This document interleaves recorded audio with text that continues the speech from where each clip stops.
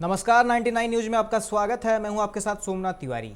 राजद के पश्चिम बंगाल के प्रदेश महासचिव नंद बिहारी यादव ने 99 न्यूज से बात की।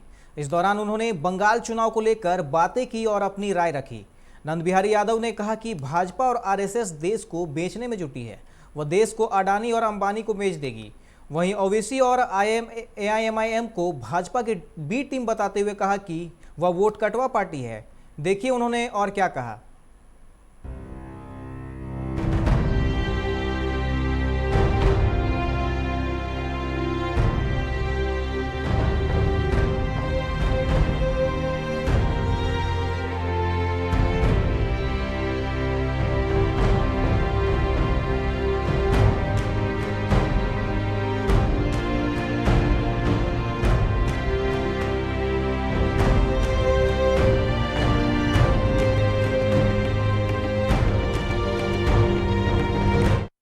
देख रहे हैं 99 न्यूज़ और मैं हूं संजय यादव। और आज हम आ पहुंचे हैं पश्चिम बर्धमान के आरजेडी के कार्यालय में। और आज हमारे साथ मौजूद हैं एक ऐसी शख्सियत जो पश्चिम बर्धमान जिले में एक मुकाम रखते हैं, जाना पहचाना चेहरा है और पश्चिम बंगाल के प्रदेश महासचिव हैं नंद बिहारी यादव जी। आइए हम उनसे जुड़ते हैं और आज की चुनावी परिस्थिति पे बात करते हैं कि क्या माहौल है इस जिले में, क्या माहौल है इस जिले में। देखिए, जो वर्तमान राजनीतिक परिस्थिति है उस परिस्थिति में लड़ाई तो सीधी तौर पर भारतीय जनता पार्टी और तृणमूल कांग्रेस के बीच है।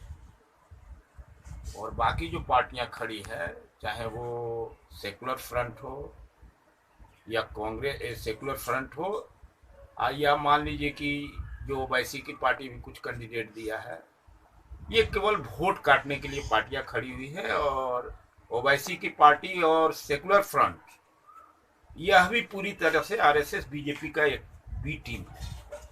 इसलिए जो बंगाल की जो राजनीतिक महाभारत है, इसमें तृणमूल कांग्रेस और भाजपा के बीच में सीधी लड़ाई है। और यह लड़ाई जो है बंगाल में,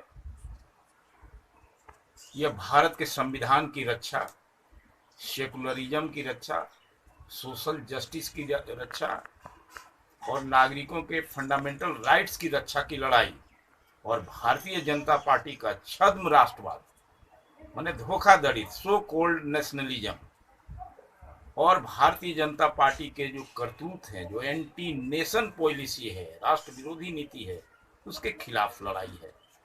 और बंगाल के चुनाव में बंगाल की जनता एक बहुत ही पूरे देश में सजग नागरिक के रूप में पहचान है। यहाँ के लोगों में सिविक सेंस है।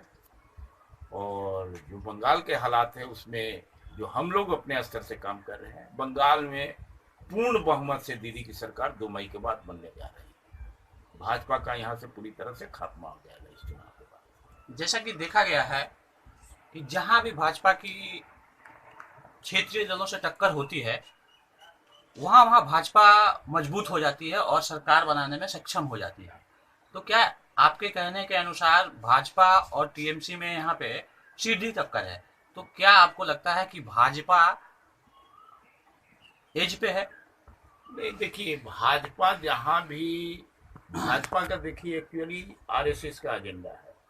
वो देश में भारत के संविधान खत्म करने के एजेंडे पर काम कर रही है। इस स्थिति में भारत के जितने भी जो कॉन्स्टिट्यूशनल इंस्टीट्यूशंस हैं, जो संवैधानिक संस्था है, उस पर पूरी तरह से आरएसएस मनुवादियों का कब्जा कर लिया है। और सारे संवैधानिक संस्थान को कब्जा करने के बाद जो चुनाव की जो प्रक्रिया हमारे देश भारत में है, इलेक्शन कमीशन जो एक स्वतंत्र संस्था है संवैधानिक, जो राष्ट्रपति के अधीन रहता है, काम करता है, लेकिन चुनाव आयोग को पूरी तरह से आरएसएस बीजेपी अपने कब्जे में करके, और हर राज्यों में जहाँ जो स्थानीय पार्टियां होती हैं, जो जमीनी पार्टी उस प्रदेश की होती है, उसको खत्म करके यह पूरे देश में एक तरह से भारत के संविधान को खत्म करना चाहता है। तो इसमें जो है इलेक्शन कमीशन की भूमिका भी ठीक नहीं है। पूरा दुनिया देखा है कि बिहार में किस तरह से जनादेश का हाईजैक किया गया। बिहार में जनादेश तेजस्वी यादव का आया, लेकिन सरकार भाजपा ने बना दिया। तो वहाँ मजबूत स्थिति में नहीं है। बंगाल में भी भाजपा का कोई संगठन नहीं है। भाजपा यहाँ केवल पैसे के बदौलत, इलेक्शन कमीशन के बदौलत और सेंट्रल फोर्स के ताकत के आधार पर जबरदस्ती बंगाल को कब्जा करना चाहती है। और बंगाल में भाजपा मजबूत नहीं होगी। आप आने वाले समय में देखिएगा, बंगाल में भाजपा का नामो निशान मिटेगा और भाजपा का नाम नहीं लेने वाला रहेगा जब तक इलेक्शन कमीशन है, जब तक सेंट्रल फोर्स है और जब तक वो अपना पैसा खर्च कर रहा है, तब तक भाजपा दिखाई दे रहा है। जैसा कि हम देख रहे हैं कि पश्चिम बर्धमान में हम बैठे हैं और ये आसनसोल उत्तर विधानसभा है। यहाँ से मंत्री मलय घटक टीएमसी के प्रार्थी हैं, भाजपा ने भी अपने प्रार्थी दिया है। इसके साथ साथ इस विधानसभा में 2 मुस्लिम कैंडिडेट हैं, आईएसएफ के और एमआईएम के। इन 2 कैंडिडेट्स के आने से क्या कुछ प्रभाव पड़ेगा? देखिए, आसनसोल उत्तर विधानसभा की जब बात करते हैं,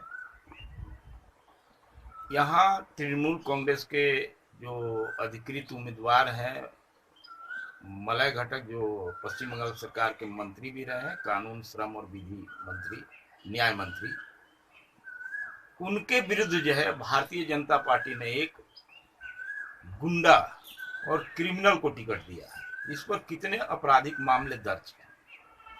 उस व्यक्ति के खिलाफ किसी की जमीन जबरन दखल करने का मामला है, किसी का मकान जबरन लिखवा लेने का मामला है, रंगदारी का मामला है। ऐसे बहुत से उस पर क्रिमिनल केसेज मामला दर्ज है।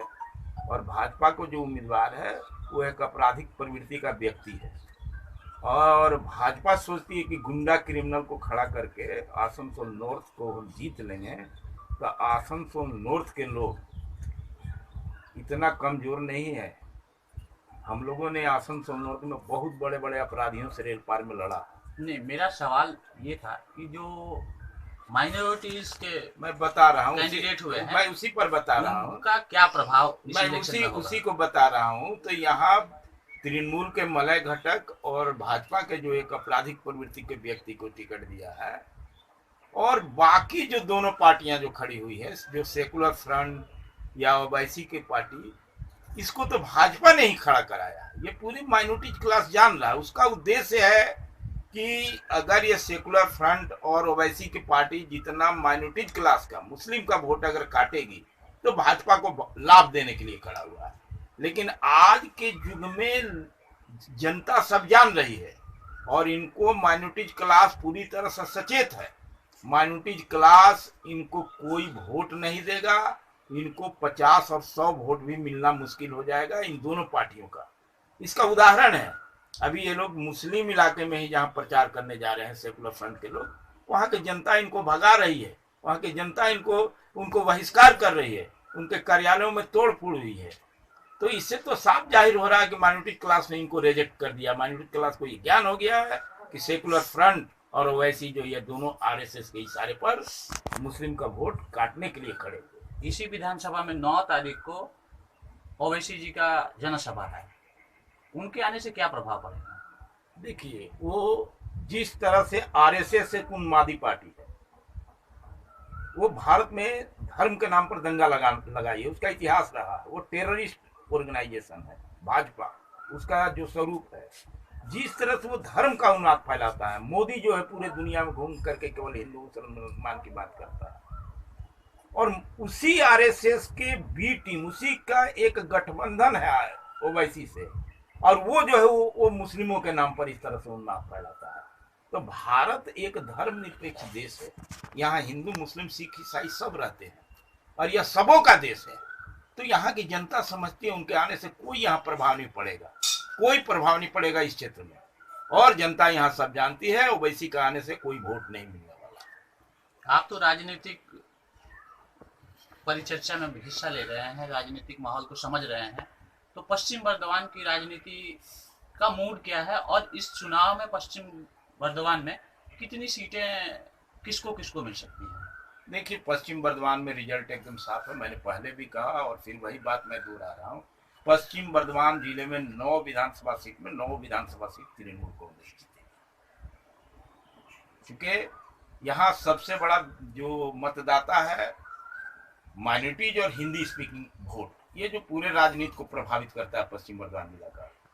पश्चिम बर्धमान जिले में हिंदी भाषियों का 100% वोट जाएगा दीदी को, इसलिए कि हिंदी भाषियों के लिए बहुत कुछ काम किया है पश्चिम बंगाल के माननीय मुख्यमंत्री ने।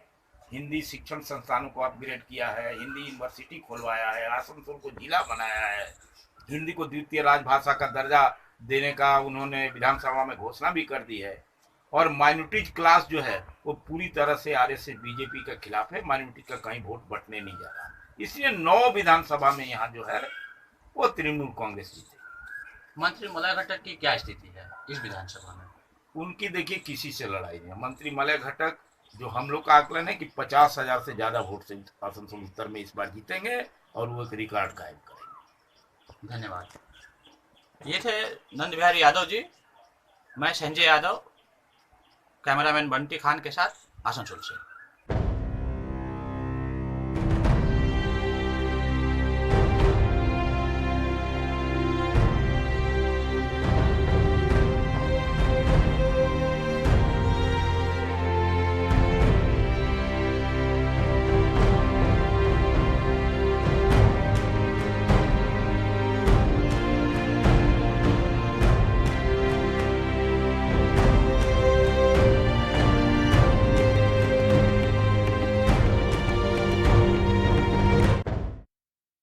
अभी के इस रिपोर्ट में फिलहाल इतना ही। तमाम खबरों के लिए आप देखते रहे 99 न्यूज। नमस्कार।